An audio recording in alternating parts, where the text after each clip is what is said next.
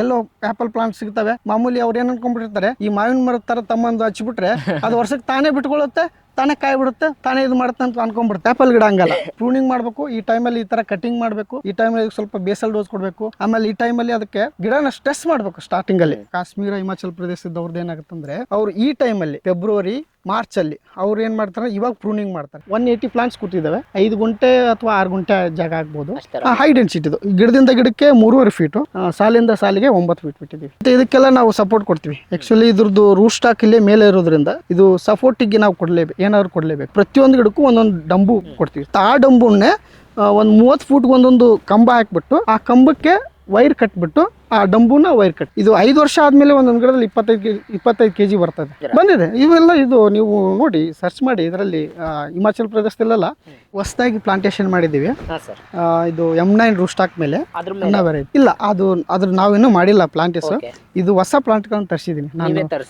ಇದು ಹೆಂಗಂದ್ರೆ ಒಂದು ಎಕ್ಸ್ಪೆರಿಮೆಂಟ್ ಮಾಡೋ ಲೆವೆಲ್ಗೆ. ಇದಕ್ಕೆ ಎಕ್ಸ್ಪೆಷಲಿ ಏನಂತಂದ್ರೆ, M9 ನಾವು ಆರ್ಚರ್ಡ್ ಕ್ರಿಯೇಟ್ ಮಾಡ್ತಿದ್ವಿ ಅಂದ್ರೆ ಇದ್ರದ್ದು ರೂಟ್ಸ್ ಇಲ್ಲೇ ಮೇಲೇನೆ ಇರುತ್ತೆ. ಇದು 1.5 ಫೀಟ್ ಕೆಳಗಡೆ ಹೋಗಲ್ಲ ಇದು. ಹೌದು, ಹೆಂಗಂದ್ರೆ ಇದು ಎಸ್ಪೆಷಲಿ ಇದಕ್ಕೆ ಹೆಂಗಂದ್ರೆ, ಈ ರೂಟ್ ಡೆವಲಪ್ ಮಾಡಿದ್ರೆ ಫೀಡರ್ ರೂಟ್ಸ್ಗೋಸ್ಕರ. ಅಂದ್ರೆ ಜಾಸ್ತಿ ಪ್ರೋಟೀನ್ ತಗೊಳ್ಳಿ, ಜಾಸ್ತಿ ಪ್ರಾಡಕ್ಟ್ ಕೊಡ್ಲಿ, ನಮ್ಗೆ ಬೆಳಿಬಾರ್ದು ಅದು. ಗಿಡ ಬೆಳೆಯಲ್ಲ, ಗಿಡ ಬೆಳೆಯಲ್ಲ. ಗಿಡ ಇದು ಒಟ್ಟ ಎಷ್ಟು ಅಂದ್ರೆ 12 ಫುಟ್ ವರ್ಗ ಅಷ್ಟೇ ಇದು ಬೆಳೆಸೋದು. ಆದ್ರೆ ಇದು ಹೆಂಗಂದ್ರೆ ಫೀಡರ್ ರೂಟ್ಸ್ ಜಾಸ್ತಿ ಇರ್ತದೆ. ಇದಕ್ಕೆ ನಾವು ಹೆಂಗಂದ್ರೆ ಇದು ಫರ್ಟಿಲೈಸೇಷನ್ ಹೆವಿ ಕೊಡ್ಬೇಕು. ಹಂಗೆ ಏನು ವೀಕ್ಲಿ ಇಷ್ಟು ಈ ತರ ಇದು ಒಂದು ಸ್ಕೆಡ್ಯೂಲ್ ಇರ್ತದೆ. ಆ ಸ್ಕೆಡ್ಯೂಲ್ ತರ ಕೊಡಬೇಕು. ಅದ್ರ ಪ್ರಕಾರ ಅದು ಏನಂತ ಮಾಡ್ತಂದ್ರೆ, ಇಷ್ಟೇ ಒಟ್ಟ ಎಷ್ಟಂದ್ರೆ 1.5 ಫೀಟು 2 ಫೀಟ್ ಆಜು ಬಾಜು ಇರ್ತದೆ ರೂಟ್ ಸ್ಟಾಕ್ಸ್. ರೂಟ್ಸ್ ಎಲ್ಲ ಅದು ಫೀಟ್ ಮಾಡ್ಕೊಳುತ್ತೆ. ಅದು ಬೇಕಾಗಂತ ಎಲ್ಲ ಇದು ಮಾಡ್ಕೊಳ್ಳುತ್ತೆ. ಫಾರಂ ಕೋಳಿ ಇದ್ದಂಗೆ. ಫಾರಂ ಕೋಳಿ. ಹೌದು, ಫಾರಂ ಕೋಳಿ ಇದ್ದಂಗೆ. ಬಟ್ ಕ್ವಾಲಿಟಿಯಲ್ಲಿ ಏನು ಇದು ಬರಲ್ಲ, ಒಳ್ಳೆ ಕಾಂಪ್ರಮೈಸ್ ಇಲ್ಲ, ಒಳ್ಳೆ ಕ್ವಾಲಿಟಿ ಬರುತ್ತೆ. 180 ಪ್ಲಾಂಟ್ಸ್ ಕೂತಿದ್ದಾವೆ. 5 ಗುಂಟೆ ಅಥವಾ 6 ಗುಂಟೆ ಜಾಗ ಆಗ್ಬೋದು. 6 ಗುಂಟೆ ಹೈ ಡೆನ್ಸಿಟಿ. ಹೈ ಡೆನ್ಸಿಟಿ ಇದು. ಗಿಡದಿಂದ ಗಿಡಕ್ಕೆ 3.5 ಫೀಟ್, ಸಾಲಿಂದ ಸಾಲಿಗೆ 9 ಫೀಟ್ ಬಿಟ್ಟಿದ್ದೀವಿ ಅಷ್ಟೇ. ಇದೊಂಥರ ಹೈ ಡೆನ್ಸಿಟಿ. ಮತ್ತೆ ಇದಕ್ಕೆಲ್ಲ ನಾವು ಸಪೋರ್ಟ್ ಕೊಡ್ತೀವಿ. ಆಕ್ಚುಲಿ ಇದ್ರದ್ದು ರೂಟ್ ಸ್ಟಾಕ್ ಇಲ್ಲೇ ಮೇಲೆ ಇರೋದ್ರಿಂದ, ರೂಟ್ಸ್ ಇಲ್ಲೇ ಮೇಲೆ ಇರೋದ್ರಿಂದ ಇದು ಸಪೋರ್ಟಿಗೆ ನಾವು ಏನಾದ್ರು ಕೊಡ್ಲೇಬೇಕು. ಸೊ ನಾವು ಇದಕ್ಕೆ ಏನ್ ಮಾಡ್ತೀವಿ ಅಂದ್ರೆ, ಪ್ರತಿಯೊಂದು ಗಿಡಕ್ಕೂ ಒಂದೊಂದು ಡಂಬು ಕೊಡ್ತೀವಿ. ಚಿಕ್ಕದು ನಾವು ಡಂಬು ಸಪೋರ್ಟ್ ಕೊಡ್ತೀವಿ. ಮತ್ತು ಆ ಡಂಬುನ್ನೇ ಒಂದು 30 ಫೂಟ್ ಒಂದೊಂದು ಕಂಬ ಹಾಕ್ಬಿಟ್ಟು, ಆ ಕಂಬಕ್ಕೆ ವೈರ್ ಕಟ್ಬಿಟ್ಟು, ಆ ಡಂಬುನ ವೈರ್ ಕಟ್. ಸೊ ಅದು ಹೌದು, ಇದು ಇದನ್ನ ಫ್ರೂಟ್ ಆ ಲೆವೆಲ್ ಬರ್ತದೆ. ಅದು ಒಂದೊಂದು ಗಿಡದಲ್ಲಿ ಇದು 5 ವರ್ಷ ಆದ್ಮೇಲೆ ಒಂದೊಂದು ಗಿಡದಲ್ಲಿ 25 ಕೆಜಿ ಬರ್ತದೆ. ಹೌದು, ಬರ್ತದೆ. ಅಲ್ಲೆಲ್ಲ ಬಂದಿದೆ. ನಾವಿಲ್ಲಿ ಹೆಂಗ್ ಬರ್ತದೆ ಗೊತ್ತಿಲ್ಲ. ನಮ್ದು ಹಾಟ್ ಕ್ಲೈಮೇಟ್ ಅಲ್ಲಿ ಡೆಮೋ ಮಾಡಬೇಕು.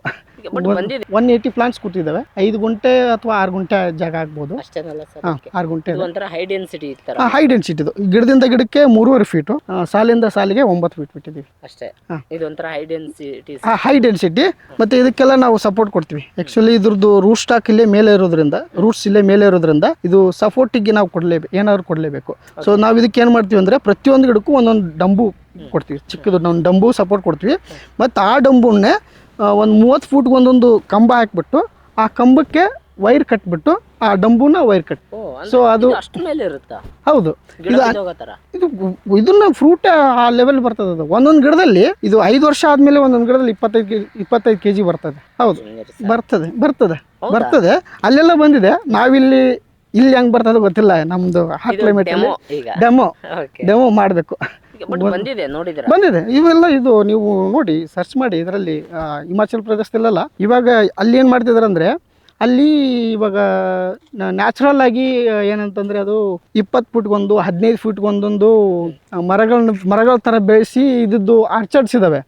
ಬಟ್ ಅವ್ರು ಏನ್ ಮಾಡ್ತಿದಾರೆ ಅಂತ, ಇವಾಗ ಅವ್ನ ಕನ್ವರ್ಟ್ ಮಾಡಿ ಈ ತರ M9 ರೂಟ್ ಸ್ಟಾಕ್ ಮೇಲೆ ಎಲ್ಲ ಆರ್ಚರ್ಡ್ನು ಕ್ರಿಯೇಟ್ ಮಾಡ್ತಿದಾರೆ ಅವರು. ಅಂದ್ರೆ ಹೈ ಡೆನ್ಸಿಟಿಯಲ್ಲಿ ಏನು ಜಾಸ್ತಿ ಪ್ರೊಡಕ್ಷನ್ ಬರೋಂಗೆ, ಲೇಬರ್ಲೆಸ್. ಇವಾಗ ಗಿಡ ಚಿಕ್ಕದಿರೋದ್ರಿಂದ ಮನೇಲಿ ಒಂದು ಇಬ್ರು ಇದ್ರೆ ಸಾಕು, ಎಲ್ಲ ಕೆಲಸನೂ ಇವರೇ ಮಾಡ್ಕೋಬಹುದು. ಬಟ್ ಗಿಡ ದೊಡ್ಡದಾದ್ರೆ ತುಂಬಾ ಜನ ತರಿಸ್ಬೇಕು. ಸೊ ಇದು ಖರ್ಚು ಕಡಿಮೆ ಇದೆ. ಅದು ಇನಿಷಿಯಲ್ ಇನ್ವೆಸ್ಟ್ಮೆಂಟ್ ಜಾಸ್ತಿ ಇರ್ತದೆ. ಬಟ್ ಲೇಬರ್ಸು ಇದೆಲ್ಲ ಕಡಿಮೆ ಇರ್ತದೆ. ಕ್ವಾಲಿಟಿ ಚೆನ್ನಾಗಿರ್ತದೆ, ಎಕ್ಸ್ಪೋರ್ಟ್ ಕ್ವಾಲಿಟಿ ಬರ್ತದೆ ಅಂತ. ಇದು ಎಷ್ಟು ವರ್ಷಕ್ಕೆ ಬರುತ್ತೆ ಸರ್? ಇದು ಆಕ್ಚುಲಿ ನೆಕ್ಸ್ಟ್ ಇಯರ್ ಇದು ಶಾಂಪಲ್ ಬರ್ತದೆ. 2ನೇ ವರ್ಷಕ್ಕೆ. ಈ ವರ್ಷ ಇದು ಮಾಡಿದ್ವಿ ಅಂದ್ರೆ ನೆಕ್ಸ್ಟ್ ಇಯರ್ ಶಾಂಪಲ್ ಬರ್ತದೆ. ಇದು ಏನು ಮೊದಲ ಇದು ಪ್ಲಾಂಟ್ ತಂದಾಗ ಇದು ಏನು ಎಲಿಗಳಲ್ಲಿ ಏನು ಇರಲಿಲ್ಲ. ಜಸ್ಟ್ ಈ ಕಡ್ಡಿ ಮಾತ್ರ ಕೊಟ್ಟಿದ್ದಾರೆ, ಅದ್ರ ಜೊತೆಯಲ್ಲಿ ಬೇರು ಕೊಟ್ಟಿರ್ತಾರೆ. ಎಲ್ಲಿಂದ ತರಿಸೋದು? ಇದು ಹಿಮಾಚಲ ಪ್ರದೇಶ, ಬಿಲಾಸ್ಪುರ. ಅಲ್ಲಿ ಒಬ್ರು ಟ್ರಸ್ಟೆಡ್ ನರ್ಸರಿ ಇದೆ. ಒಂದು ಸಸಿ ಏನಾಗುತ್ತೆ ಸರ್ ಇಲ್ಲಿಗೆ ಬರೋಕ್ಕೆ? ಇದು ಆ್ಯಕ್ಚುಲಿ 280 ರುಪೀಸ್ ಸಸಿ ಪ್ಲಸ್ 40 ರುಪೀಸ್ ಕೊರಿಯರ್ ಚಾರ್ಜ್ ಒಂದು ಪ್ಲಾಂಟಿಗೆ. ಒಂದು ಪ್ಲಾಂಟ್ ಸೊ ಅದು 320 to 330 ರುಪೀಸ್ ಪರ್ ಪ್ಲಾಂಟ್. ಅಲ್ಲಿಂದ ಇಲ್ಲಿಗೆ ಹೆಂಗೆ ಬರುತ್ತೆ ಸರ್? ಇಲ್ಲಿಗೆ ಮಾಮೂಲಿ ನಮ್ಮದು ಕೊರಿಯರ್ ಸರ್ವಿಸ್ ಇರ್ತದಲ್ಲ, DTDC ಅಥವಾ ಸ್ಪೀಡ್ ಪೋಸ್ಟು ಇದ್ರ ಹತ್ರ ಕಳಿಸ್ತಾರೆ. ಬಟ್ ಡ್ರೈ ಆಗಿರಲ್ಲ ಕಡ್ಡಿ ಏನು? ಅವರು ಟೈಟಾಗಿ ಪ್ಯಾಕ್ ಮಾಡಿ ಕಳಿಸಿರ್ತಾರೆ. ಅದರ ಜೊತೆಯಲ್ಲಿ ಗೋಣಿ ಚೀಲ ಸ್ವಲ್ಪ ಹಸಿದು ಇದನ್ನ ಹಾಕ್ಬಿಟ್ಟು ಕಳಿಸಿರ್ತಾರೆ. ಒಂದು 8-10 ದಿನ ಅದು ಗಿಡ ಡಾರ್ಮಸಿ ಸ್ಟೇಜಲ್ಲಿ ಇರುತ್ತೆ, ನಡೆಯುತ್ತೆ, ಏನಾಗಲ್ಲ. ಅದು ಬಂದಾದ್ಮೇಲೆ ನಾವು ಏನು ಮಾಡ್ತೀವಿ, 24 hours ಅಥವಾ ಒಂದು 2 ದಿನದಷ್ಟು ಅದು ಗಿಡನೇ ಇದರಲ್ಲಿ ನೀರಲ್ಲಿ ಹಾಕಿಟ್ಬಿಟ್ಟಿರ್ತೀವಿ. ಫುಲ್ ಇದು ಒಂದು ನೀರ್ ಹೌಸ್ದಲ್ಲಿ ಫುಲ್ ಗಿಡನೇ ಎಲ್ಲ ನೆನೆಸಿಟ್ಬಿಟ್ಟಿರ್ತೀವಿ. ಸೊ 48 hours ಅದು ಡಿಹೈಡ್ರೇಟ್ ಆಗಿರುತ್ತಲ್ಲ, ಹೈಡ್ರೇಟ್ ಆಗೋಳಕ್ಕೆ ಒಂದು 48 hours ಆದಮೇಲೆ ನಾವು ನಮ್ದು ಎಲ್ಲೆಲ್ಲಿ ಮೊದಲೇ ಇದು ಮಾಡಿರ್ತೀವಲ್ಲ ಅಲ್ಲೆಲ್ಲ ಪ್ಲಾಂಟೇಶನ್ ಮಾಡ್ಕೊಂಡು ಹೋಗ್ತೀವಿ. ಸರ್ ಈಗ ನೀವು ಆಗಲೇ ಮಾತಾಡ್ದಂಗೆ ಇಂಜಿನಿಯರ್ ಅಂತಂದ್ರಿ, ಇಂಜಿನಿಯರಿಂದ ಯಾಕೆ ಕೃಷಿಗೆ ಅಂತಂದ್ರೆ ಯಾಕೆ ಆ್ಯಪಲ್ಲೇ ಮಾಡ್ಕೋಬೇಕು ಅನ್ಕೊಂಡ್ರಿ? ಕೃಷಿ ಮಾಡಂಗಿದ್ರೆ ಮಾಡ್ಬೋದಿತ್ತಲ್ಲ ಬೇಜಾನ ಅಂತ. ಇಲ್ಲ, ಮಾಡ್ಬೋದು, ಬಟ್ ಇವಾಗಿನ ಟೈಮಲ್ಲಿ ನಮ್ಮಲ್ಲಿ ಲೇಬರ್ಸ್ ಸಿಗಲ್ಲ. ಲೇಬರ್ಸ್ದು ತುಂಬ ಪ್ರಾಬ್ಲಮ್ ಇದೆ ಇಲ್ಲಿ. ಸೊ ಹಂಗಾಗಿಬಿಟ್ಟು ನಾವು ಏನಾದರೂ ಒಂದು ಹಾರ್ಟಿಕಲ್ಚರ್ ಕ್ರಾಪ್ ಮಾಡಬೇಕಂತ ಪ್ಲ್ಯಾನ್ ಇತ್ತು. ಸೊ ಹಾರ್ಟಿಕಲ್ಚರ್ ಕ್ರಾಪಲ್ಲಿ ಸ್ವಲ್ಪ ಸರ್ಚ್ ಮಾಡಿದ್ವಿ, ಅದು ಇದು ಅಂತ. ಇದ್ದದ್ರಲ್ಲೇ ಸ್ವಲ್ಪ ಇದು ಇನಿಷಿಯಲ್ ಇನ್ವೆಸ್ಟ್ಮೆಂಟ್ ಅಷ್ಟೇ ಜಾಸ್ತಿ ಇರ್ತದೆ, ಆಮೇಲೆ ಲೇಬರ್ಸ್ ಕಡಿಮೆ ಇರ್ತದೆ. ವೈರಸ್ ಒಂದು ಕಂಟ್ರೋಲ್ ಮಾಡಿದ್ರೆ ಮತ್ತೆ ಇದ್ರಲ್ಲಿ ಅಂಥದ್ದೇನು ಏನು ಇದು ಇಲ್ಲ ಅಂತ ಹೇಳ್ಬಿಟ್ಟು ಸ್ವಲ್ಪ ಇದಕ್ಕೆ ಮನಸ್ಸು ಮಾಡಿದ್ದೀವಿ. ನೋಡ್ಬೇಕು ಇನ್ನು ಹಾರ್ಟಿಕಲ್ಚರಲ್ಲಿ ಮಾಡಬೇಕು ಅಂತ. ಬಟ್ ಕಲ್ಚರಲ್ಲಿ ನೀವು ಮಾಡ್ಬೇಕಂತ ಅನ್ಕೊಂಡಿದ್ರೆ ಬೇರೆ ಬೇರೆ ತುಂಬಾ ಇತ್ತು. ಮಾವಿತ್ತು, ದಾಳಿಂಬೆ ಇತ್ತು, ಈ ಥರ ಬೇರೆ ಬೇರೆ ಇತ್ತು. ಬಟ್ ಆ್ಯಪಲ್ ಅಂತ ಇಲ್ಲ, ದಾಳಿಂಬೆ ಇದೆ, ನಮ್ದು ಇದೆ, 2 ಎಕರೆ ಮಾಡಿದ್ದೀವಿ. ಬಟ್ ಮಾವು ನಮಗೇನೋ ಒಂಥರ ಒಟ್ಟಿನಲ್ಲಿ ನಮ್ಗೆ ಅದು ಇಂಟ್ರೆಸ್ಟ್ ಇರಲಿಲ್ಲ. ಇದು ಸ್ವಲ್ಪ ಏನೋ ಇಂಟ್ರೆಸ್ಟಿಂಗ್ ಆಗಿತ್ತು, ನೋಡುವ ಅಂತ ಹೇಳ್ಬಿಟ್ಟು ಮಾಡಿದ್ದೀವಿ. ನೋಡಿ ಸ್ನೇಹಿತರೆ, ಈಗ ಆಲ್ರೆಡಿ ಇಲ್ಲಿ ಈಗೇನು ನಾವು ಬಂದಿದ್ದೀವಲ್ಲ, ಈ ಪ್ಲಾಂಟ್ ಬಂದು ಎಷ್ಟು ವರ್ಷ ಸರ್? 2 years. ಅದು 2023 ಫೆಬ್ರವರಿಯಲ್ಲಿ ಪ್ಲಾಂಟೇಶನ್ ಮಾಡಿದ್ವಿ. ಲಾಸ್ಟ್ ಇಯರ್ ಇಲ್ಲೊಂದು ಒಂಥರ ಶಾಂಪಲ್ಸ್ ಬಂದಿತ್ತು. ಈ ವರ್ಷ ಒಂದು ಲೆವೆಲ್ಗೆ ಒಂದು ಗಿಡಕ್ಕೆ ಒಂದು 2 kg ಅಷ್ಟೇನೋ ಎಕ್ಸ್ಪೆಕ್ಟ್ ಮಾಡಿದ್ವಿ. 2 kg 2 kg 3 kg. ನೋಡಿ ನಮ್ಮ ಕಣ್ಣು ಮುಂದೆ ಈಗ ಆ್ಯಪಲ್ ಕಾಣ್ತಿದೆ, ನೋಡಿ ಕಾಣ್ತಿದೆಯಾ? ಹಣ್ಣು ಆ್ಯಪಲ್ ಹಣ್ಣು ಬಿಟ್ಟಿದೆ ಈಗ ಆಲ್ರೆಡಿ. ಸರ್ ಇದು ಸೈಜ್ ಏನು ಬರ್ತಾ ಇದೆ ಈಗ ತಮ್ಮಲ್ಲಿ? ಇವಾಗ ಚಿಕ್ಕದಿದೆ. ಆ್ಯಕ್ಚುಲಿ ಲಾಸ್ಟ್ ಇಯರ್ ನಾವು ಒಂದೊಂದು ಪ್ಲಾಂಟಲ್ಲಿ ಶಾಂಪಲ್ಸ್ ಬಂದಿತ್ತಲ್ಲ, ಅದು 160, 180, 190, ಹೈಯೆಸ್ಟ್ 190 ಗ್ರಾಮ್ ಆಗಿದೆ. ಹೈಯೆಸ್ಟ್ ಒಂದು ಈ ಸೈಜ್ ಬರ್ಬೋದಾ ಸರ್ ಇದು ಈಗ? ಬರ್ತದೆ, ಈ ಸೈಜ್ ಬರ್ತದೆ. ಈ ಸೈಜ್ ಬರ್ತದ. ಇದ್ರದ್ದು ಅಂದ್ರೆ ಒಂದು ಓವರ್ ಸೈಜ್ ತುಂಬಾ ಒಳ್ಳೆ ಸೈಜ್ ಅಂತಂದ್ರೆ ಎಷ್ಟು ಇದ್ರದ್ದು ಸರ್? ಓವರ್ ಅಂದ್ರೆ 190 to 200. ಹೆವಿ ಅಂದ್ರೆ 200. ಸೊ ಆ ಸೈಜ್ ನಿಮ್ಮ ಹತ್ರ ಆಲ್ರೆಡಿ 200 ಬಂದಿಲ್ಲ ನಮ್ದು. ಲಾಸ್ಟ್ ಇಯರ್ 190 ಬಂದಿತ್ತು, 189 ಸಮಥಿಂಗ್ ಬಂದಿತ್ತು. ಸರಿ ಸರ್, ಹೇಳಿ ಇದು ಎಷ್ಟು ಪ್ಲಾಂಟ್ಸ್ ಇದೆ, ಎಷ್ಟು ಎಕರೆ ಇದೆ? ಇದು ಆ್ಯಕ್ಚುಲಿ 600 ಪ್ಲಾಂಟ್ಸ್ ಇದೆ. 670 ಪ್ಲಾಂಟ್ಸ್ ಪ್ಲಾಂಟೇಶನ್ ಮಾಡಿದ್ದೆ.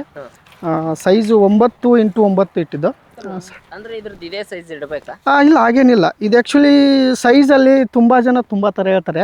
ಇವಾಗ ಪ್ರೆಸೆಂಟಲ್ಲಿ ಅಲ್ಲಿ ಹಿಮಾಚಲ ಪ್ರದೇಶದಲ್ಲೂ ಕೂಡ ಈ ಇವನ್ ಸೀಡ್ಲಿಂಗಲ್ಲೂ ಕೂಡ ಹೈ ಡೆನ್ಸಿಟಿ ಮಾಡ್ತಿದ್ದಾರೆ. ಹೆಂಗಂದ್ರೆ 3 ಫೀಟ್ಗೆಲ್ಲ ಮಾಡ್ತಾ ಇದ್ದಾರೆ. ಇನ್ನು ಕೆಲವು ಹಳೆ ಹಾಟ್ ಶರ್ಟ್ಸಲ್ಲೆಲ್ಲ ಏನಿದಾವೆ ಅಂತಂದರೆ 15 ಫೀಟು 20 ಫೀಟ್ ಒಂದೊಂದು ಇದ್ದಾವೆ. ಸೊ ನಾವೇನು ಮಾಡಿದ್ದೀವಿ ಅಂದರೆ ಮಿಡ್ ಮಾಡಿದ್ದೀವಿ, ಥರ ಮೀಡಿಯಮ್. ಆ ಕಡೆನೂ ಹೋಗ್ಬಾರ್ದು, ಈ ಕಡೆನೂ ಹೋಗ್ಬಾರ್ದು ಅನ್ನೋ ಥರ 9x9 ಇಟ್ಟಿದ್ದೀವಿ. ಸದ್ಯಕ್ಕೇನು ಸ್ಪೇಸ್ ಇನ್ನೂ ಜಾಸ್ತಿ ಇದೆ ಅನಿಸ್ತದೆ. ಮುಂದೆ ಹೋಗ್ತಾ ಸ್ವಲ್ಪ ಏನು ಹೈ ಡೆನ್ಸಿಟಿ ಥರ ಅನಿಸ್ಬೋದು, ಗೊತ್ತಿಲ್ಲ, ಮುಂದೆ ಹೋಗಿನ ಗೊತ್ತಾಗುತ್ತೆ. ಸೊ ಬಟ್ ಇದೆಲ್ಲ ಸೀಡ್ಲಿಂಗ್ ಸಸಿನೇ ಇದು? ಸೀಡ್ಲಿಂಗ್ ಇದು. ಅದು ಸೀಡ್ಲಿಂಗ್ ಅಂದರೆ ಅವ್ರು ಏನು ಮಾಡ್ತಾರಂದರೆ ನರ್ಸರಿಯಲ್ಲಿ ಅವರು ರಾಯಲ್ ಡೆಲಿಸಿಯಸ್ ಅಂತ ಒಂದು ವೆರೈಟಿ ಇದೆ. ಸೊ ಅದರದ್ದು ರೂಟ್ ಸ್ವಲ್ಪ ವೈಲ್ಡ್ ಆಗಿದೆ. ಸೊ ಅಂದರೆ ರೂಟಿಂದ ಬರೋ ರೋಗಗಳಿಗೆ ಅದು ಸ್ವಲ್ಪ ಜಾಸ್ತಿ ರೆಸಿಸ್ಟಿವ್ ಪವರ್ ಇದೆ ಅದಕ್ಕೆ.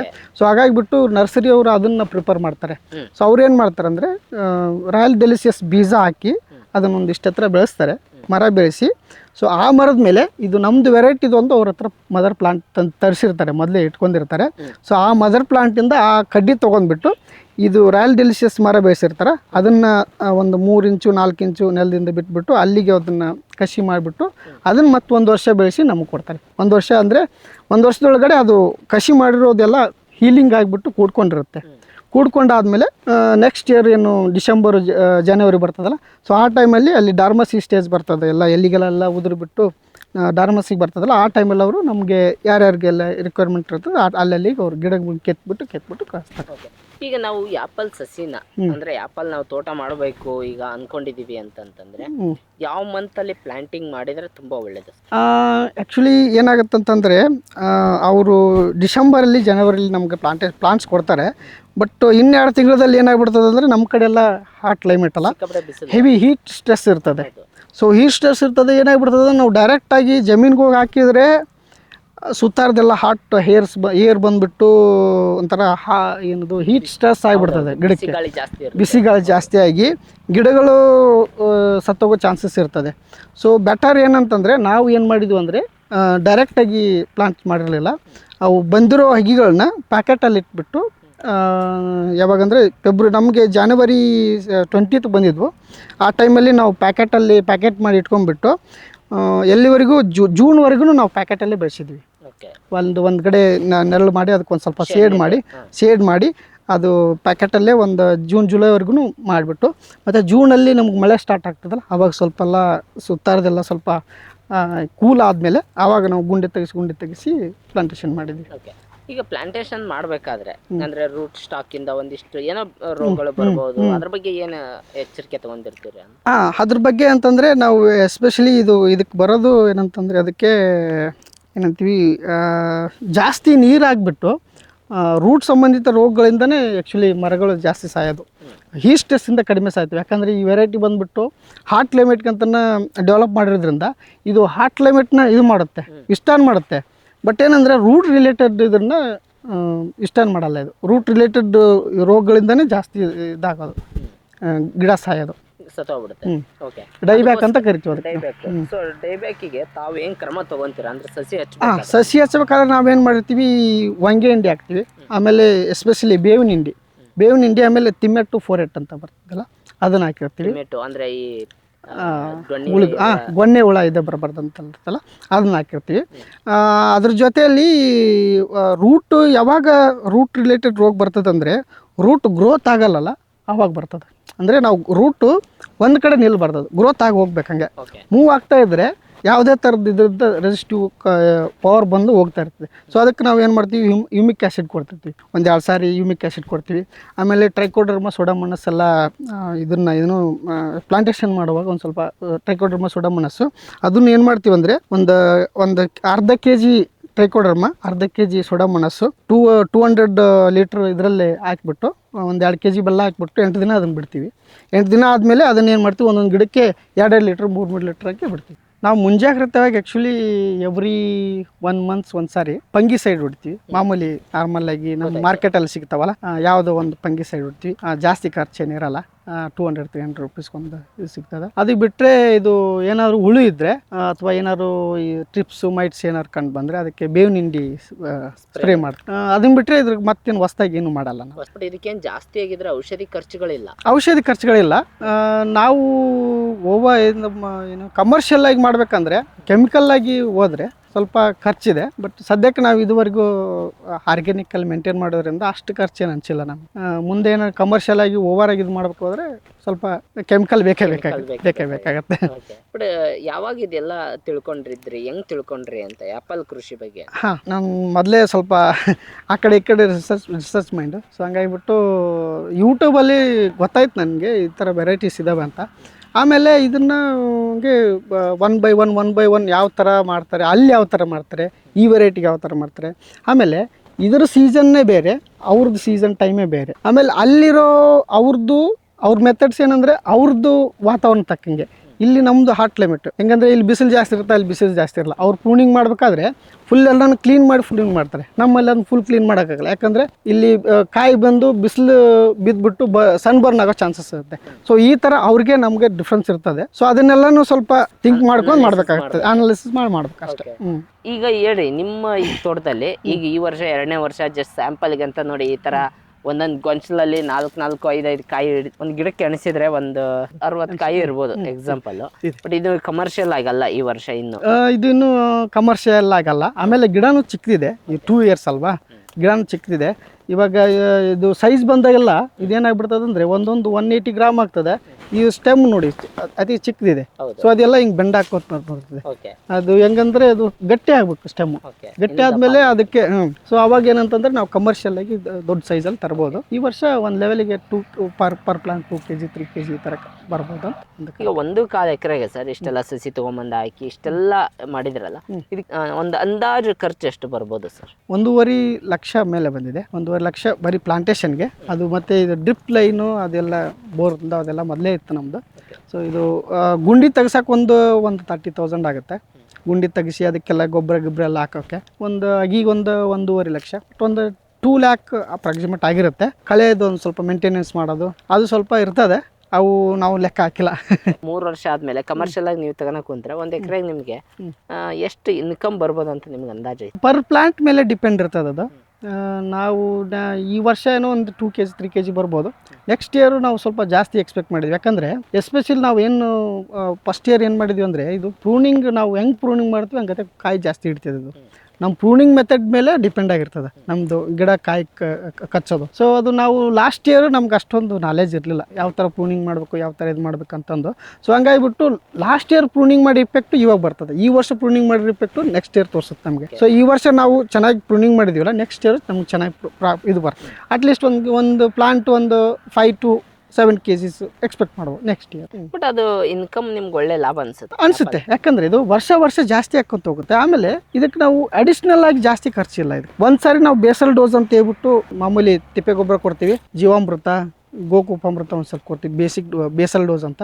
ಅದನ್ನು ಕೊಟ್ಟು ಮತ್ತೊಂದು 2 ತಿಂಗಳು ನಾವೇನು ಮಾಡಲ್ಲ, ಸುಮ್ಮನೆ ನೀರು ಕೊಡ್ತಿರ್ತೀವಿ. ಅದಾದಮೇಲೆ ಮತ್ತೊಂದು 2 ತಿಂಗಳು ಬಿಟ್ಟು ಮತ್ತೊಂದು ಸಾರಿ ಬೇಸಲ್ ಡೋಸ್ ಕೊಡ್ತೀವಿ. ಹಾಗಾಗಿಬಿಟ್ಟು ಖರ್ಚೇನು ಜಾಸ್ತಿ ಅನಿಸಲ್ಲ ಇದರಲ್ಲಿ ಕಂಪೇರ್ ಟು ಇವಾಗ ಇದೇನು ಪೊಮಗ್ರನೇಟು ಬೇರೆ ಎಲ್ಲ ಕಂಪೇರ್ ಮಾಡಿದ್ರೆ ಇದು ಅದಕ್ಕೆಲ್ಲ ಕಂಪೇರ್ ಮಾಡಿದ್ರೆ ಕಡಿಮೆ. ಇದು ನಮ್ಮ ಪರಶುರಾಮ್ ಸರ್ದು ಆ್ಯಪಲ್ ತೋಟ.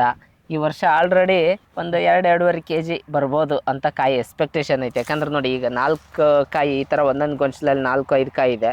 ಸೊ ಈ ಥರದ್ದು ತುಂಬ ಕಡೆ ಇದೆ. ಇದು 4 ಒಂದು 160 ಅಥವಾ 150 ಅಂತ ಹಿಡಿದ್ರು 600 ಗ್ರಾಮ್ ಆಗೋಯ್ತು. ಅರ್ಧ kg ಆಯ್ತು. ಒಂದು ಅರ್ಧ kg ಆಗೋಯ್ತು ಹೆಚ್ಚು ಕಡಿಮೆ. ಒಂದು 4 ಕಣಿಗೆ ಅರ್ಧ kg ಅಂತಂದರೆ ಸುಮಾರು ಒಂದು 3 kg ಎಕ್ಸ್ಪೆಕ್ಟೇಷನ್ ಈ ವರ್ಷ. ನೆಕ್ಸ್ಟ್ ಇಯರ್ ಅದು ಡಬಲ್ ಆಗ್ತಾ ಹೋಗುತ್ತೆ. ಸೊ ಹಾಗಾಗಿ ಅವ್ರಿಗೆ ಲಾಭ ಆಗುತ್ತೆ ಅಂತಂದು ಪರಶುರಾಮ್ ಸರ್ ಹೇಳ್ತಿದ್ದಾರೆ. ಆ್ಯಕ್ಚುಲಿ ಅವರು IT ಎಂಪ್ಲಾಯ್ ಆಗಿ ಕೃಷಿಲಿ ಈ ಥರ ಹೊಸ ಒಂದು ಪ್ರಯೋಗ ಮಾಡೋಕ್ಕೆ ಹೋಗಿದ್ದಾರಲ್ಲ, ಅವ್ರ ಧೈರ್ಯಕ್ಕೆ ನಾವು ಆ್ಯಕ್ಚುಲಿ ಮೆಚ್ಚಬೇಕು.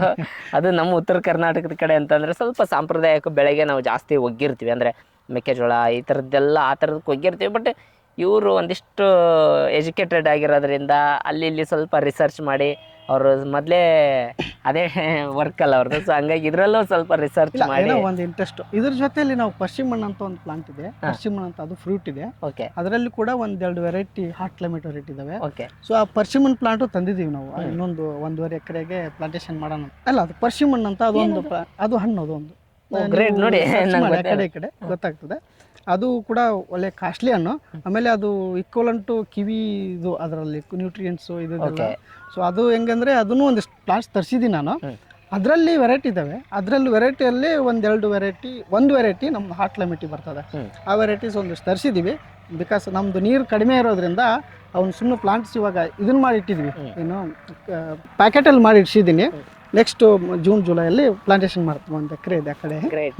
ನೋಡಿ, ಅವರು ಮತ್ತೆ ಇನ್ನೂ 1 ಎಕರೆ ಇದೇನೋ ಸ್ಪೆಷಲ್ ಹಣ್ಣಂತೆ, ಅದನ್ನು ನೆಕ್ಸ್ಟ್ ಪ್ಲಾಂಟೇಶನ್ ಮಾಡಲಿ, ನೋಡೋಕೆ ಬರೋಣ. ಇದೇ ರೋಡಲ್ಲಿ ಹೋಗ್ತಾ ಇದೆ. ಇವ್ರು ಎಲ್ಲಿ ಇರೋದೆ ಅಂತಂದರೆ ಇವ್ರ ತೋಟ ನಾವು ಗಜೇಂದ್ರಗಢದಿಂದ ಯಲಬುರ್ಗಾ ಹೋಗ್ತೀವಲ್ಲ ಅದ್ರ ಮಧ್ಯೆ ಬರುತ್ತೆ. ಅಂದರೆ ಗಜೇಂದ್ರಗಢದಿಂದ ಒಂದು 2 ಕಿಲೋಮೀಟ್ರ್ ಅಷ್ಟೇ. ಹೂ ಇದ್ದಾಗ ಇದೇನಿದು ಆ್ಯಪಲ್ ಹಾಕಿದಾರಲ್ಲ ಅಂತ ನಂಗೆ ಸಡನ್ನಾಗಿ ಶಾಕ್ ಆಗಿಬಿಡ್ತು. ಸಸಿ ನೋಡಿದ ತಕ್ಷಣ ಬಂದು ತೋಟದಲ್ಲಿ ನೋಡಿದ ತಕ್ಷಣ ಸರ್ ಒಂದು ಫೋನ್ ಮಾಡಿದೆ. ಇಲ್ಲಿ ಅವ್ರ ಮಾವರ ಹತ್ರ ನಂಬರ್ ಇಸ್ಕೊಂಡು, ಸರ್ ನಿಮ್ಮ ಚಾನಲ್ ನೋಡ್ತಿರ್ತೀನಿ ಅಂತ ಪರಶುರಾಮ್ ಸರ್ ಹೇಳಿದರು. ಸೊ ಹಂಗಾಗಿ ಬನ್ನಿ ಸರ್, ನೀವು ಬಂದಾಗ ಹೇಳಿ ಅಂತ ಹೇಳಿದೆ. ಇವತ್ತು ಊರಿಗೆ ಬಂದು ಅವರು ಫೋನ್ ಮಾಡಿದ್ರು. ಹಂಗಾಗಿ ಅವ್ರ ತೋಟ ನೋಡಿದೆ. ನೋಡಿ, ಈಗ ಆಲ್ರೆಡಿ ಎಷ್ಟು ಚೆನ್ನಾಗಿ ಕಾಯಿ ಹೀಲ್ಡ್ ಕೂತಿದೆ. ಇದು ಇನ್ನೂ ದೊಡ್ಡ ಸೈಜ್ ಆಗಿ ಇನ್ನೂ ಸ್ವಲ್ಪ ಚೆನ್ನಾಗಿ ಆಯಿತು ಅಂತಂತಂದರೆ ಖಂಡಿತವಾಗ್ಲೂ ಅವಾಗ ಬರೋಣ ಇನ್ನೊಂದು ಸರಿ ಹಣ್ಣಾದಾಗ ನಿಮ್ಗೆಲ್ಲರಿಗೂ ತೋರಿಸ್ತೀವಿ. ಇದ್ರಲ್ಲಿ ಏನಾಗ್ತದೆ ಅಂದ್ರೆ ಇದು ಯೂನಿಫಾರ್ಮ್ ಒಂದೇ ಟೈಮ್ ಬರಲ್ಲ. ಓಕೆ, ಈಗ ಇದು ನೋಡಿ, ಇದು ಇವಾಗ ಸೆಟ್ ಆಗ್ತಾ ಇದೆ. ಓಕೆ, ಇದು ಆಲ್ರೆಡಿ ಕಾಯಿ ಆಗಿದೆ. ಓಕೆ. ಸೊ ಹಿಂಗತೆ 2-3 ಇದರಲ್ಲಿ ಲೇಯರ್ ಅಲ್ಲಿ ಬರ್ತದೆ ಇದು. Okay, okay. ಒಂದೇ ಟೈಮಿಗೆ ಬರಲ್ಲ. ಅದು ಹೆಂಗಂತಂದ್ರೆ ಯಾವ ತರ ಅದಕ್ಕೆ ಚಿಲ್ಲಿಂಗ್ ಅವರ್ಸ್ ಸ್ಯಾಟಿಸ್ಫ್ಯಾಕ್ಷನ್ ಆಗುತ್ತೋ ಅವಾಗ ಅದು ಹೂ ಬಿಡಕ್ಕೆ ಸ್ಟಾರ್ಟ್ ಮಾಡುತ್ತೆ. ಓಕೆ, ಅದು ಈ ತರ ಅಲ್ಲ ಆದ್ರೆ ಇಲ್ಲ, ಅದು ಹಂಗೇನೆ ಬಟ್ ಅದು ಹೆವಿ ಬಿಡ್ತದ. ಓಕೆ, ಒಂದೇ ಸರಿಗೆ ಹೆವಿ ಬಿಡ್ತದ. ಇದು ಒಂದು ಸ್ವಲ್ಪ ಕಡಿಮೆ ಸೀಡ್ಲಿಂಗ್ ಅಲ್ಲಿ. ನಿಮ್ಗೆ ಇನ್ನೂ ಏನಾದರೂ ಇದ್ರ ಬಗ್ಗೆ ಇನ್ನೂ ನಾನೇನಾದರೂ ಕ್ವಶನ್ಸ್ ಬಿಟ್ಟಿದ್ದೆ, ನಿಮ್ಗೆ ಏನಾದರೂ ಹೆಚ್ಚಿನ ಮಾಹಿತಿ ಬೇಕು ಅಂತಂತಂದ್ರೆ ನಾನು ಪರಶುರಾಮ್ ಸರ್ದು ನಂಬರ್ ಹಾಕಿರ್ತೀನಿ. ಅವ್ರಿಗೆ ದಯವಿಟ್ಟು ನಿಮ್ಗೆ ನಿಜವಾಗ್ಲೂ ಇನ್ಫಾರ್ಮೇಶನ್ ಬೇಕಿತ್ತು ಅಂತಂದ್ರೆ ಮಾಡಿ, ಯಾಕಂದ್ರೆ ಅವ್ರದ್ದು ವರ್ಕ್ ತುಂಬಾ ಬ್ಯುಸಿ ಇರ್ತಾರೆ. ಸೊ ಹಂಗಾಗಿ ನಿಮ್ಗೆ ಏನಾದರೂ ನಿಜವಾಗ್ಲೂ ಮಾಹಿತಿ ಬೇಕು ಅಂತಂತಂದ್ರೆ ದಯವಿಟ್ಟು ಅವ್ರ ಹತ್ರ ಕಾಲ್ ಮಾಡಿ ಸ್ವಲ್ಪ ಮಾಹಿತಿ ತಿಳ್ಕೊಳ್ಳಿ. ನಾನು ಬಿಟ್ಟಿರೋಂಥ ಕ್ವಶನ್ಸ್ ನಿಮ್ಮ ತಲೆಯಲ್ಲಿ ಏನಾದರೂ ಓಡ್ತಾ ಇದ್ರೆ ಖಂಡಿತವಾಗ್ಲೂ ಅವ್ರು ಆನ್ಸರ್ ಮಾಡ್ತಾರೆ. ನಿಮಗೆ ಮಾಡಿ ಯಾರಾದರೂ ಮಾಡ್ಬೋದು. ಅದ್ರದ್ದು ಎಲ್ಲ ಪ್ರೂನಿಂಗು, ಅದು ಯಾವಾಗ ಕಟಿಂಗ್ ಮಾಡಬೇಕು, ಯಾವಾಗ ಬೇಸಲ್ ಡೋಸ್ ಕೊಡಬೇಕು, ಯಾವ ಪ್ರಮಾಣದಲ್ಲಿ ಕೊಡಬೇಕು, ಎಷ್ಟು ನೀರಿನ ಪ್ರಮಾಣ ಕೊಡಬೇಕು, ಅವೆಲ್ಲ ಸ್ವಲ್ಪ ತಿಳ್ಕೊಂಡಿದ್ದೀವಿ. ನಾವು ತಿಳ್ಕೊಂಡಿದ್ದನ್ನು ಇನ್ನೊಬ್ಬರಿಗೆ ಹೇಳೋಣ ಅಲ್ಲ, ಅವರು ಸ್ವಲ್ಪ ಚೆನ್ನಾಗಿ ಬೆಳ್ಕೊಳ್ಳಿ. ಯಾಕಂದ್ರೆ ನಾವು ಎಷ್ಟೋ ಕ್ವಶನ್ಗಳನ್ನ ಬಿಟ್ಬಿಟ್ಟಿರ್ತೀವಿ, ಒಂದು 10 ನಿಮಿಷ 15 ನಿಮಿಷದಲ್ಲಿ ವಿಡಿಯೋ ಮಾಡೋ ಇದ್ರಲ್ಲಿ ಎಷ್ಟೋ ವಿಷಯಗಳು ಬಿಟ್ಟಿರ್ತೀವಿ. ಯಾಕಂದ್ರೆ ಚಿಕ್ಕ ಚಿಕ್ಕ ಕ್ವಶನ್ ಅನ್ಕೊಂಡು ಬಿಟ್ಟಿರ್ತೀವಿ. ಅದೇ ತುಂಬಾ ಇಂಪಾರ್ಟೆಂಟ್ ಆಗಿರುತ್ತೆ. ನನ್ನಲ್ಲಿ ಎಸ್ಪೆಷಲಿ ಏನಂತಂದ್ರೆ ನಿಮ್ಗೆ ಹೇಳ್ಬೇಕಂದ್ರೆ, ನಾವು ಬರೀ ಪ್ಲಾಂಟೇಶನ್ ಮಾಡಿ ಕೈ ಬಿಟ್ರೆ ಅದು ಏನು ಒಂದು ಕೊಡಲ್ಲ, ಏನು ಹಣ್ಣು ಬಿಡಲ್ಲ. ಅದು ಕರೆಕ್ಟ್ ಟೈಮಲ್ಲಿ ಪ್ರೂನಿಂಗ್ ಮಾಡಬೇಕು, ಕರೆಕ್ಟ್ ಟೈಮಲ್ಲಿ ಕಟಿಂಗ್ ಮಾಡಬೇಕು. ಕರೆಕ್ಟ್ ಏನೋ ಒಂದು ಮೆಥಡ್ ಇದೆ, ಆ ಮೆಥಡಲ್ಲಿ ಮಾಡಿದ್ರೆ ಮಾತ್ರ ಅದು ಫ್ರೂಟ್ ಸೆಟ್ ಆಗುತ್ತೆ. ಇಲ್ಲಾಂದ್ರೆ ಆಗಲ್ಲ. ಕೆಲವು ಜನ ಏನು ಮಾಡ್ಬಿಡ್ತಾರೆ ಅಂದರೆ, ಎಲ್ಲೋ ಆ್ಯಪಲ್ ಪ್ಲಾಂಟ್ ಸಿಗ್ತವೆ, ಮಾಮೂಲಿ ಅವ್ರು ಏನು ಅನ್ಕೊಂಡ್ಬಿಟ್ಟಿರ್ತಾರೆ, ಈ ಮಾವಿನ ಮರದ ಥರ ತಮ್ಮಂದು ಹಚ್ಚಿಬಿಟ್ರೆ ಅದು ವರ್ಷಕ್ಕೆ ತಾನೇ ಬಿಟ್ಕೊಳ್ಳುತ್ತೆ, ತಾನೇ ಕಾಯಿ ಬಿಡುತ್ತೆ, ತಾನೇ ಇದು ಮಾಡುತ್ತೆ ಅಂತ ಅನ್ಕೊಂಡ್ಬಿಡ್ತಾರೆ. ಆ್ಯಪಲ್ ಗಿಡ ಹಂಗಲ್ಲ. ಆ್ಯಪಲ್ ಗಿಡಕ್ಕೆ ನಾವು ಏನು ಅಂದರೆ, ಈ ಟೈಮಲ್ಲಿ ಪ್ರೂನಿಂಗ್ ಮಾಡಬೇಕು, ಈ ಟೈಮಲ್ಲಿ ಈ ಥರ ಕಟಿಂಗ್ ಮಾಡಬೇಕು, ಈ ಟೈಮಲ್ಲಿ ಸ್ವಲ್ಪ ಬೇಸಲ್ ಡೋಸ್ ಕೊಡಬೇಕು, ಆಮೇಲೆ ಈ ಟೈಮಲ್ಲಿ ಅದಕ್ಕೆ ಗಿಡನ ಸ್ಟ್ರೆಸ್ ಮಾಡಬೇಕು ಸ್ಟಾರ್ಟಿಂಗಲ್ಲಿ. ಇವಾಗ ಕಾಯಿ ಬರಬೇಕಂದ್ರೆ ಇದಕ್ಕೆ ನಾವೇನು ಮಾಡ್ತೀವಿ ಅಂದರೆ, ನಮ್ಮದು ಹಾಟ್ ಕ್ಲೈಮೇಟಲ್ಲಿ ಅವ್ರದ್ದು ಹೆಂಗಾಗುತ್ತಂದರೆ, ಅದು ಕಾಶ್ಮೀರ ಹಿಮಾಚಲ್ ಪ್ರದೇಶದ ಅವ್ರದ್ದು ಏನಾಗುತ್ತಂದರೆ, ಅವ್ರು ಈ ಟೈಮಲ್ಲಿ ಯಾವಾಗಂದರೆ ಫೆಬ್ರವರಿ ಮಾರ್ಚಲ್ಲಿ ಅವ್ರು ಏನು ಮಾಡ್ತಾರೆ, ಇವಾಗ ಪ್ರೂನಿಂಗ್ ಮಾಡ್ತಾರೆ. ಇವಾಗ ಅವರು ಗಿಡನ ಸ್ಟ್ರೆಸ್ ಮಾಡಿಸಿ, ಇವಾಗ ಯಾಕಂದರೆ ಅದ್ರ ನೀರಿರಲ್ಲ, ಇವಾಗ ಮಳೆ ಎಲ್ಲ ಇದಾಗಿರುತ್ತಲ್ಲ. ಸೊ ಈ ಟೈಮಲ್ಲಿ ಗಿಡನ ಸ್ಟ್ರೆಸ್ ಮಾಡಿ ಇವಾಗ ಪ್ರೂನಿಂಗ್ ಮಾಡ್ತಾರೆ ಅವರು. ಇವಾಗ ಪ್ರೂನಿಂಗ್ ಮಾಡಿದ್ದು ಅವ್ರದ್ದು ಏನಾಗುತ್ತೆ ಅಂತಂದರೆ, ಏಪ್ರಿಲ್ ಮೇಗೆ ಹೂ ಸ್ಟಾರ್ಟ್ ಆಗುತ್ತೆ. ಮಾಮೂಲಿ ಜೂನ್ ಜುಲೈಗೆ ಪೀಚಿ ಥರ ಕಾಯಿ ಚಲೋವಾಗುತ್ತೆ. ಆಗಸ್ಟ್ ಸೆಪ್ಟೆಂಬರಿಗೆ ಅದು ಇದಕ್ಕೆ ಹಾರ್ವೆಸ್ಟಿಂಗ್ ಬರುತ್ತೆ. ಮಾಮೂಲಿ ಅವ್ರದ್ರಲ್ಲಿ ಕೂಡ ವೆರೈಟೀಸ್ ಇದಾವೆ. ಹೆಂಗಂದ್ರೆ ಅರ್ಲಿ ವೆರೈಟೀಸ್ ಅಂತದವು, ಮಿಡ್ ವೆರೈಟೀಸ್ ಅಂತದವು, ಆಮೇಲೆ ಸ್ವಲ್ಪ ಏನು ಲೇಟ್ ವೆರೈಟೀಸ್ ಅಂತದವು. ಅವು ಹೆಂಗಂದ್ರೆ ಆಗಸ್ಟಿಂದ ಸ್ಟಾರ್ಟ್ ಆಗ್ತವೆ ಅರ್ಲಿ ವೆರೈಟೀಸ್. ಅವರು ಡಿಸೆಂಬರ್ ತನೂ ಇರ್ತಾವೆ ಅವ್ರ ವೆರೈಟಿ. ಡಿಸೆಂಬರ್ ಥರನೂ ಸಾವಿರಾರು ವೆರೈಟಿ ಅದಾವಲ್ಲಿ, ಡಿಸೆಂಬರ್ ಥರನೂ ಅವ್ರದ್ದು ಇರ್ತದೆ.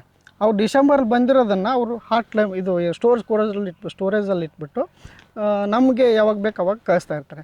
ಇದು ನಮ್ದು ಏನಾಗ್ಬಿಡ್ತದಂದರೆ, ನಮ್ಮದು ಈ ಡಿಸೆಂಬರ್ 20 ಆಜುಬಾಜು ನಾವು ಕಟಿಂಗ್ ಮಾಡ್ಬೇಕು ಇದನ್ನು. ಯಾಕಂದರೆ ಡಿಸೆಂಬರ್ 20 ಆಜುಬಾಜು ಕಟಿಂಗ್ ಮಾಡ್ಬೇಕಂದ್ರೆ ಅದಕ್ಕಿಂತ 1.5 ತಿಂಗಳು ಮುಂಚೆ ನಾವು ಇದಕ್ಕೆ ನೀರು ಕಟ್ ಮಾಡಬೇಕು. ಒಂದು ಹನಿ ನೀರು ಕೊಡಬಾರ್ದು, ಗಿಡ ಸ್ಟ್ರೆಸ್ ಮಾಡಿಸ್ಬೇಕು. ಸ್ಟ್ರೆಸ್ ಮಾಡಿದ ತಕ್ಷಣ ಏನಾಗ್ಬಿಡ್ತದಂದರೆ, ಎಲೆ ಎಲ್ಲ ಹಳದಿ ಕಲರ್ ಬಂದು ಉದುರ್ತವೆ ಕೆಲವೊಂದು. ಎಸ್ಪೆಷಲಿ ಇದು ನಮ್ಮದು ಹಾಟ್ ಕ್ಲೈಮೇಟಲ್ಲಿ ಏನಾಗುತ್ತಂದರೆ, ಮೇಲ್ದು ಚಿಗುರು ಇರ್ತದಲ್ಲ ಅದು ಉದ್ರಲ್ಲ, ಚಿಗುರು ಹಂಗೆ ಹಸಿರೇ ಇರ್ತದೆ. ಕೆಳಗಡೆ ದಪ್ಪ ದೊಡ್ಡ ಎಲೆ ಇರ್ತಾವಲ್ಲ ಅವೆಲ್ಲ ಯೆಲ್ಲೋ ಕಲರ್ ಬಂದು ಉದುರಿ ಬಿಡ್ತವೆ. ಹಸಿರೆಲೆ ಇರ್ತದಲ್ಲ ಅದನ್ನ ನಾವು ಕೈಲಿ ತೆಗಿಬೇಕಾಗುತ್ತೆ, ಕಟ್ ಮಾಡಬೇಕು, ಕೈಲಿ ತೆಗಿಬೇಕು, ಕಟ್ ಮಾಡಬೇಕಾಗತ್ತೆ. ಅದಾದ್ಮೇಲೆ ನಾವೇನು ಮಾಡ್ತೀವಿ, ಡಿಸೆಂಬರ್ 20 ಆಜುಬಾಜು ಪ್ರೂನಿಂಗ್ ಮಾಡ್ತೀವಿ. ಒಳಗಡೆ ಇರೋ ರೆಂಬೆನೆಲ್ಲ ತೆಗಿತೀವಿ, ಸ್ವಲ್ಪ ಗಿಡನ ಸ್ವಲ್ಪ ವೈಲ್ಡ್ ಮಾಡ್ತೀವಿ. ಆಮೇಲೆ ವೈಲ್ಡ್ ಮಾಡಿ ಗಿಡದಿಂದ ಇದು ಏನು ಕೊಂಬೆ ಮೇಲೂ ಇರುತ್ತಲ್ಲ ಅದರಿಂದ ಅರ್ಧ ಫೂಟ್ ಕಟ್ ಮಾಡ್ಕೊಂತ ಬರ್ತೀವಿ. ಅರ್ಧ ಫೂಟ್ ಏನೇನು ಕಟ್ ಮಾಡ್ತೀವಿ ಅಲ್ಲಿದ್ದಾನೆ ಅದು ಹೊಸ ಎಲೆ, ಹೊಸ ಹೂವು ತಗೊಂಬಂದು ಸ್ಪ್ರೌಟ್ ಆಗುತ್ತೆ. ಅದು ಯಾವಾಗ ಆಗ್ತದಂದರೆ ಜನವರಿ 15, ಜನವರಿ 10 ಆಜುಬಾಜು ಹೂವು ಬರ್ತದೆ ನಮಗೆ. ಯಾಕಂದರೆ ಆ ಟೈಮಲ್ಲಿ ನಮಗೆ ಚಳಿ ಜಾಸ್ತಿ. ಸೊ ಆ ಚಳಿ ಏನಾಗುತ್ತೆ ಅಂದರೆ ಅದು ಆ ಗಿಡಕ್ಕೆ ಬೇಕಾಗಿರುವಂಥ ಕ್ಲೈಮೇಟ್ನ ಒದಗಿಸುತ್ತದೆ. ಸೊ ಅದ್ರದ್ದು ಚಿಲ್ಲಿಂಗ್ ಅವರ್ ಸ್ಯಾಟಿಸ್ಫ್ಯಾಕ್ಷನ್ ಆಗುತ್ತೆ. ಸೊ ಹಂಗೆ ಸ್ಯಾಟಿಸ್ಫೈ ಆದಮೇಲೆ ಅದು ಹೂ ಬಿಡೋಕ್ಕೆ ಸ್ಟಾರ್ಟ್ ಮಾಡುತ್ತೆ. ಅದನ್ನೇ ನಾವು ಸ್ವಲ್ಪ ಲೇಟಾಗಿ ಕಟ್ ಮಾಡಿದ್ರೆ ಅಥವಾ ಅದಕ್ಕಿಂತ ಸ್ವಲ್ಪ ಹಿಂದೆ ಕಟ್ ಮಾಡಿದ್ರೆ ನಮಗೆ ಕಾಯಿ ಬಿಡಲ್ಲ. ಸೊ ಅದೊಂದು ಟೈಮು, ಅದು ಮೆಥಡು, ಟೆಕ್ನಿಕ್ ಇರ್ತದೆ. ನಾವು ಹಂಗೆ ಗಿಡ ತಂದಚ್ಚಿ ಕಾಯಿ ಬಿಡ್ತದೆ ಕಾಯಿ ಬಿಡಲ್ಲ. ನೋಡಿ, ಆಪಲ್ ಕೃಷಿಲು ಇಷ್ಟೊಂದು ಮೆಥಡ್ ಇದೆ. ಆಕ್ಚುಲಾಗಿ ನೋಡಿ, ಈಗ ಅವರು ಸರ್ ಹೇಳ್ದಂಗೆ ನಮಗೆ ಅವ್ರದ್ದು ಹಿಮಾಚಲ್ ಪ್ರದೇಶ, ಕಾಶ್ಮೀರ ಕಡೆ ಎಲ್ಲ ನವಂಬರಲ್ಲಿ ನೀವು ನೋಡ್ತಿರ್ಬೋದು. ನಮಗೆ ದೀಪಾವಳಿ ಆ ಟೈಮಲ್ಲೆಲ್ಲ ಆ್ಯಪಲ್ ರೇಟ್ ತುಂಬ ಕಡಿಮೆ ಇರುತ್ತೆ. 50 ರೂಪಾಯಿ 1 kg ಎಲ್ಲ ನಮ್ಗೆ ಸಿಕ್ಬಿಡುತ್ತೆ ಈ ನವಂಬರ್ ಡಿಸೆಂಬರಲ್ಲೆಲ್ಲ. ಯಾವಾಗ ಅವರಿಗೆ ಅಷ್ಟು ಸಿಗುತ್ತೆ, ನಮಗೆ ಈಗ ಬೇರೆ ಟೈಮಲ್ಲಿ ಆ್ಯಪಲ್ ಬೇಕಂದ್ರೆ ಜಾನ್ವರಿಯಿಂದ ಹಿಡಿದು ಈ ಟೈಮಲ್ಲೆಲ್ಲ ಬೇಸಿಗೆ ಟೈಮಲ್ಲೆಲ್ಲ ನಮ್ಗೆ 200 ರೂಪಾಯಿ kg ಇಲ್ಲದೆ ಆ್ಯಪಲ್ ಸಿಗಲ್ಲ. ಸೊ ಆ ಥರ ಟೈಮಲ್ಲಿ ನಮ್ಮ ಆ್ಯಪಲ್ ಏನಾದ್ರು ಬರೋಕ್ಕೆ ಸ್ಟಾರ್ಟ್ ಆಯಿತು, ನಮ್ದು ಏನಾದರೂ ಆ್ಯಪಲ್ ಹಣ್ಣು ಬರೋಕ್ಕೆ ಸ್ಟಾರ್ಟ್ ಆಯ್ತು ಅಂತಂದರೆ ಅಬ್ವಿಯಸ್ಲಿ ರೇಟ್ ನಮ್ಮದು ಒಳ್ಳೆ ರೇಟ್ ಸಿಗುತ್ತೆ. ನಮ್ದು ಹಾಫ್ ಸೀಸನ್ ಆಗುತ್ತೆ, ಒಳ್ಳೆ ರೇಟ್ ಸಿಗುತ್ತೆ. ನಮ್ಮ ಫ್ರೆಶ್ ಫ್ರೂಟ್ ಹೋಗುತ್ತೆ ಮಾರ್ಕೆಟ್ಗೆ. ಅವ್ರದ್ದು ಬರುತ್ತೆ, ಬಟ್ ಅವ್ರದ್ದು ಕೋಲ್ಡ್ ಸ್ಟೋರೇಜ್ ಅಲ್ಲಿ ಇಟ್ಬಿಟ್ಟು ಬರ್ತದೆ. ಸೊ ಹಂಗಾಗ್ಬಿಟ್ಟು ಆ ಟೈಮಲ್ಲಿ ನೋಡಿದ್ರೆ ಅದು ಒಂಥರ ತಿಂದರೆ ಹಿಟ್ ಥರ ಇರ್ತದೆ ಆ ಟೈಮಲ್ಲಿ. ಯಾಕಂದರೆ ಅದು ಕೋಲ್ಡ್ ಸ್ಟೋರೇಜಲ್ಲಿ ಜಾಸ್ತಿ ದಿನ ಇಡೋದ್ರಿಂದ ಸ್ವಲ್ಪ ಕ್ವಾಲಿಟಿ ಕಡಿಮೆ ಆಗಿರ್ತದೆ. ಬಟ್ ಇದು ಏನಿರ್ತಂದ್ರೆ ಅದೇ ಟೈಮಲ್ಲಿ ಫ್ರೆಶ್ ಬಂದಿರೋದ್ರಿಂದ ಇದು ಕ್ರಿಸ್ಪಿಯಾಗಿ ಫುಲ್ ಚೆನ್ನಾಗಿರ್ತದೆ. ಆ್ಯಪಲ್ ಬಗ್ಗೆ ನಾವು ಕೊಟ್ಟಿರುವಂಥ ಮಾಹಿತಿ ನಿಮ್ಗೇನಾದರೂ ಇಷ್ಟ ಆಗಿತ್ತು ಅಂತಂದರೆ ದಯವಿಟ್ಟು ನಿಮಗೆ ಯಾರಿಗಾದರೂ ಆ್ಯಪಲ್ ಬೆಳಿಬೇಕು ಅಂತ ಮಾತಾಡ್ತಿರ್ತಾರಲ್ಲ ಅಂಥವ್ರ ಜೊತೆ ಶೇರ್ ಮಾಡಿ ಈ ವಿಡಿಯೋನ. ಕರ್ನಾಟಕ ನಮ್ಮ ಬಿಸಿಲ್ನಾಡಲ್ಲೂ ಒಬ್ರು ಆ್ಯಪಲ್ ಕೃಷಿ ಮಾಡ್ತಾ ಇದ್ದಾರೆ. ನನಗೆ ನಮ್ಮ ಪರಶುರಾಮ್ ಸರ್ ಮಾತಾಡಿಸಿ ಭಾಳ ಅಂದ್ರೆ ಭಾಳ ಖುಷಿ ಆಗ್ಬಿಡ್ತು. ಇನ್ನೊಂದು ಸೂಚನೆ ಮಾಡ್ತೀನಿ. ಇವಾಗ ಕೆಲವು ಜನ ಏನ್ ಅನ್ಕೋತಾರಂದ್ರೆ ಅವರು ಬೆಳೀತಾ ಇದ್ರೆ ನಾವು ಬೆಳೀತಾ ಇದೀವಿ, ಎಲ್ಲರೂ ಆಪಲ್ ಬೆಳೀತಾ ಇದ್ರೆ ಏನು ಮಾರ್ಕೆಟ್ ಅಲ್ಲಿ ಇದೆಯಲ್ಲಿ ಅಂತ ಕೇಳ್ತಾರೆ. ನಾನು ಒಂದು ಗೂಗಲ್ ಅಲ್ಲಿ ಮೊನ್ನೆ ನೋಡಿದೆ, ನಮ್ಮ ಇಂಡಿಯಾದವರು ಇಂಪೋರ್ಟ್ ಮಾಡ್ತಾ ಇದ್ದಾರೆ 1,57,000 ಟನ್ಸ್ ಇಂಪೋರ್ಟ್ ಮಾಡ್ತಾ ಇದ್ದಾರೆ ಇರಾನಿಂದ. ಹೌದು, ಇವಾಗ ಹೌದು ಅಷ್ಟೆಲ್ಲ ಇಂಪೋರ್ಟ್ ಮಾಡ್ತಾ ಇದ್ದಾರೆ. ಅದು ಎಸ್ಪೆಷಲಿ ಆ ಟೈಮಲ್ಲಿ ಅಂದರೆ ಈ ಇದರಲ್ಲಿ ಟೈಮಲ್ಲಿ ಯಾವಾಗಂದರೆ ಮಾರ್ಚಿಂದ, ಹೌದು ಮಾರ್ಚಿಂದ ಈ ಜೂನ್ ಜುಲೈ ಇದಿರ್ತದಲ್ಲ ಆ ಟೈಮಲ್ಲಿ ಆ ಸ್ಪ್ಯಾನಲ್ಲೇ ಜಾಸ್ತಿ ಇಂಪೋರ್ಟ್ ಆಗ್ತಾ ಇರೋದು.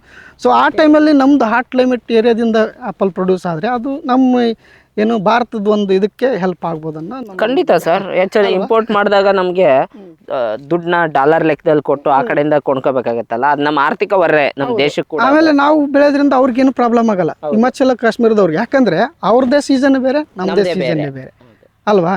ಅವ್ರದ್ದು ನಮ್ದು ಕ್ಲಾಶ್ ಆಗಲ್ಲ ಸೀಸನ್. ಸೊ ಹಂಗಾಗ್ಬಿಟ್ಟು ಅವ್ರಿಗೂ ಪ್ರಾಬ್ಲಮ್ ಇಲ್ಲ, ನಮಗೂ ಪ್ರಾಬ್ಲಮ್ ಇಲ್ಲ. ಖಂಡಿತ. ನಿಮಗೂ ಏನಾದರೂ ಬೆಳಿಬೇಕು ಅಂತಂದರೆ ನನ್ನ ಸರ್ ನಂಬರ್ ಹಾಕಿರ್ತೀನಿ, ಆಗಲೇ ಹೇಳ್ದಂಗೆ ಮಾಹಿತಿ ತೊಗೊಳ್ಳಿ. ಈ ವಿಡಿಯೋ ನಿಮ್ಗೆ ಏನಾದರೂ ಇಷ್ಟ ಆಗಿತ್ತು ಅಂದರೆ ನಿಮ್ಮ ಸ್ನೇಹಿತರೊಂದಿಗೆ ಶೇರ್ ಮಾಡಿ. ಇದೇ ಥರ ಮತ್ತೆ ಮುಂದಿನ ವಿಡಿಯೋದಲ್ಲಿ ಅದ್ಭುತ ವ್ಯಕ್ತಿ ಜೊತೆಗೆ ಮತ್ತೊಂದು ಅದ್ಭುತವಾದಂಥ ವ್ಯಕ್ತಿತ್ವದ ಜೊತೆಗೆ ಸಿಗೋಣ. ಅಲ್ಲಿವರೆಗೂ ನಮಸ್ಕಾರ. ಪರಶುರಾಮ್ ಸರ್ಗೂ ನಮ್ಮ ಕಡೆಯಿಂದ ತುಂಬ ಅಂದರೆ ತುಂಬ ಧನ್ಯವಾದಗಳು, ಅವ್ರ ಫ್ರೀ ಟೈಮ್ನ ನಮಗೋಸ್ಕರ ಕೊಟ್ಟಿದ್ದಕ್ಕೆ. ಧನ್ಯವಾದಗಳು. ಆ್ಯಕ್ಚುಲಿ ನೀವು ಅಲ್ಲಿಂದ ಇಲ್ಲಿವರೆಗೆ ಬಂದಿದ್ದೀರಲ್ಲ ಸರ್, ನಿಮ್ಮ ಟೈಮ್ ತುಂಬ ಇಂಪಾರ್ಟೆಂಟ್ ನಮಗೆ.